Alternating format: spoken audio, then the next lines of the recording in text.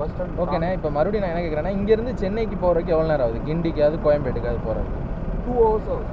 2 hours ஆகுதா? எவ்வளோ cost ஆகுது இங்கேருந்து போகிறது? காஸ்ட்டு வந்து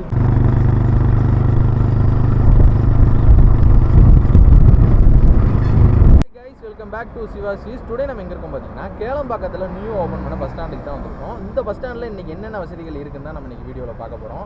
அது மட்டும் இல்லாமல் கோயம்பேடுக்கு அடுத்து இப்போ கேளம்பாக்கத்தை தான் இப்போ பஸ் ஸ்டாண்டாக ஆக்க போகிறாங்க. சென்னையில் இருக்கிற டிராஃபிக்கை கம்மி பண்ணுறக்காண்டி இந்த முடிவு எடுத்திருக்காங்க. இது 400 கோடி செலவில் 80 ஏக்கர் கோயம்பேடு மிகப்பெரிய லெவலில் இங்கே பண்ணியிருக்காங்க. அதை தான் இன்றைக்கி பார்க்க போகிறோம். இந்த மாதிரி ட்ராவல் ரிலேட்டான கண்டென்ட்டுக்கு மறக்காமல் நம்ம சேனலுக்கு நோட் பண்ணுங்கப்பா பின்றாம்பா.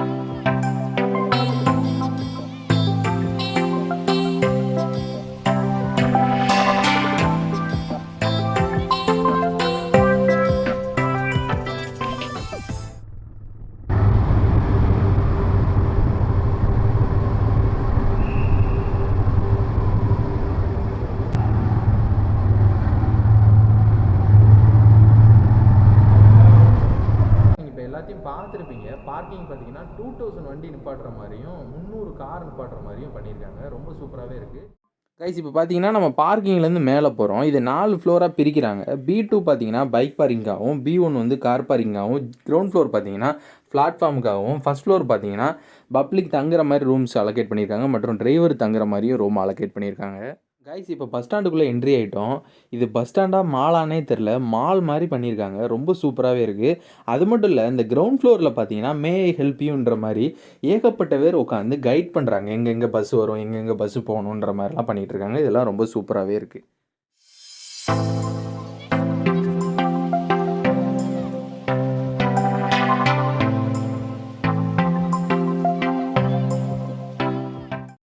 இந்த கிரவுண்ட் ஃப்ளோர் தான் மெயின். இதில் என்னென்னலாம் இருக்குன்னு பார்த்தீங்கன்னா, சார்ஜிங் பாயிண்ட் ஒரு இடத்துல மட்டும் கொடுக்கல, 2-3 இடத்துல கொடுத்துருக்காங்க. அப்புறம் பேட்டரி கார் ப்ரொவைட் பண்ணுறாங்க. ஏஜ் அட்டன் பர்சனுக்கு அண்ட் கேண்டிகேப் பர்சனுக்குலாம் ஈஸியாக ஹேண்டில் பண்ணி பிளாட்ஃபார்முக்கு போகிற மாதிரி ரொம்ப சூப்பராக பண்ணியிருக்காங்க.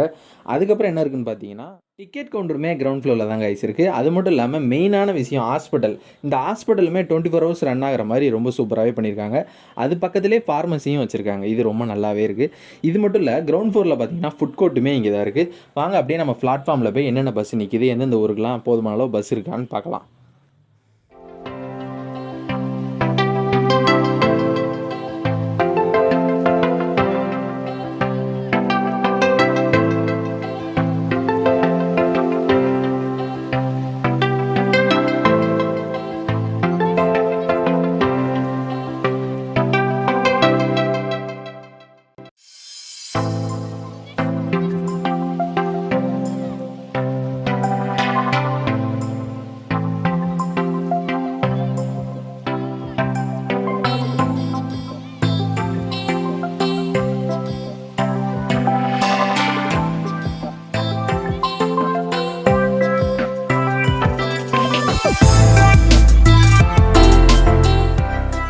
இப்போ மதுரை பஸ் நிற்கிற இடத்துக்கு நம்ம வந்திருந்தோம். ஒரு 3 பஸ் மட்டும்தான் நிற்கி. இப்போ பார்த்தீங்கன்னா ரிசர்வேஷன் பண்ணவங்களுக்கு மட்டும்தான் அந்த டிக்கெட்லாம் அலோகேட் பண்ணியிருக்காங்க. அன்ரிசர்வ் வர்றவங்களுக்கு யாருக்குமே வந்து டிக்கெட் இப்போதைக்கு கொடுக்கல. சப்போஸ் டிக்கெட் ஃப்ரீயாக இருந்தால் மட்டும்தான் ஏற்றிட்டு போகிற மாதிரி சொல்கிறாங்க. அதனால் ஒவ்வொரு பஸ்லேயும் 10 பேர்லேருந்து 20 பேர் நின்றுக்கிட்டே இருக்காங்க. இன்றைக்கி பார்த்தீங்கன்னா சண்டே, நாளைக்கு பொங்கல். இன்றைக்குள்ள கேளம்பாக்கத்தில் உள்ள பஸ் நிலைமை இப்படி தான் இருக்குது. மதுரைக்கு போகக்கூடிய பஸ்ஸுகள்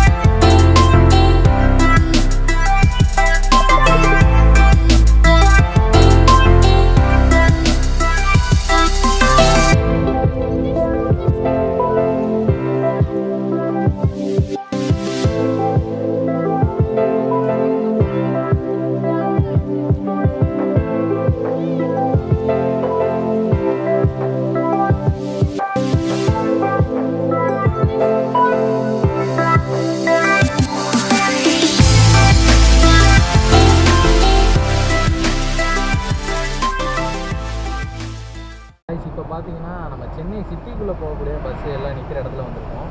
இங்கேருந்து கோயம்பேடுக்கு போகிற பஸ்ஸு, பிராட்வேக்கு போகிற பஸ்ஸு எல்லாமே அரை மணி நேரத்துக்கு ஒரு பஸ் இருந்துக்கிட்டே இருக்குது. சென்னை சென்ட்ரல் இங்கேருந்து பார்த்தீங்கன்னா ஒரு 41 கிலோமீட்டர் இருக்குது. பார்த்தீங்கன்னா ஒரு 1 மணி நேரத்துலேருந்து 1.5 ஹவர்ஸ் அதிகபட்ச டைம் ஆகும் இங்கேருந்து சென்னைக்கு போகிறதுக்கு.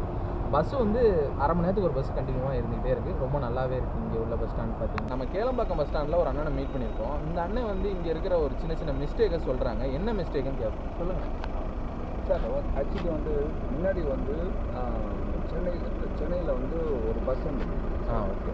அந்த பஸ்ஸை வந்து அதுலேருந்து மாற்றி கொண்டு வந்துட்டாங்க. ஓகேங்களா? இப்போது சவுத் சைட்லேருந்து இங்கே வராங்க இல்லைங்களா? ஆமாம். இவங்க வந்ததுக்கப்புறமா இங்கேருந்து ட்ராவல் பண்ணுறதுக்கு 3 ஹவர்ஸ் டைம் ஆகுது. ஓகேங்களா? 3 ஹவர்ஸ் ட்ராவல் பண்ணி தான் போய் தான் வந்து அவங்களுக்கு தேவையான டெஸ்டினேஷனுக்கு போக முடியாத மாதிரி அந்த சூழ்நிலை இருக்குது. இன்னொரு பிரச்சனை என்னென்னா, இங்கே பக்கத்தில் என்னென்னா இங்கே நிறைய ஸ்கூல்ஸ் எல்லாம் இருக்குது. ஓகே. இந்த பஸ் ஸ்டாண்ட் ஓகேண்ணே. இப்போ மறுபடியும் நான் என்ன கேட்குறேன்னா, இங்கேருந்து சென்னைக்கு போகிறதுக்கு எவ்வளோ நேரம் ஆகுது? கிண்டிக்காவது கோயம்பேட்டுக்காவது போகிறதுக்கு 2 ஹவர்ஸ் ஆகுது. 2 ஹவர்ஸ் ஆகுதா? எவ்வளோ காஸ்ட் ஆகுது இங்கேருந்து போகிறதுக்கு? காஸ்ட்டு வந்து பார்த்திங்கன்னா வந்து ஒரு 70 ருபீஸ் சொல்கிறாங்க பஸ்ஸில் டிக்கெட்டு. பஸ்ஸில் வந்து டிக்கெட் வந்து 70 ருபீஸ் சொல்கிறாங்க. இங்கேருந்து வந்து எல்லா இடத்துக்கும் பஸ் கொடுத்துருக்காங்க. ஓகேங்களா? ஆனால் இருக்கிற பிரச்சனை என்னென்னா, இப்போ வந்து இங்கே வந்து நம்ம இறங்கிட்டோம்னு வச்சுக்கோங்க, ஒரு ஹேண்டிகேப் வர்றாங்கன்னு வச்சுக்கோங்களேன். ஹேண்டிகேப்புக்கான தேவையான எந்த ஒரு விஷயத்தையும் இங்கே பண்ணவே இல்லை சார். சரி. ஓகேங்களா? அவங்க அங்கேருந்து காய்ஸ் இப்போ ஆல்மோஸ்ட் எல்லாம் பார்த்து முடிச்சிட்டோம். இந்த வீடியோ உங்களுக்கு ரொம்ப யூஸ்ஃபுல்லாக இருக்கும்னு நினைக்கிறேன். மறக்காமல் நம்ம சேனலை சப்ஸ்கிரைப் பண்ணிக்கோங்க. இந்த வீடியோ பிடிச்சிருந்தா லைக் பண்ணிட்டு உங்கள் ஃப்ரெண்ட்ஸுக்கும் இதை ஷேர் பண்ணி விடுங்க.